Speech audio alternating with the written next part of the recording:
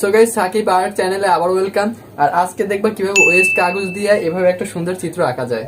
تنحى يا حزن واهجر فؤادا توكل بجد بعزم فصيح فإني علمت بأنك نجوى ولبس خبيث مضل قبيح تبخترت أجل بصوت وخيل فما لك في الأرض درب صحيح إلى الله عدنا।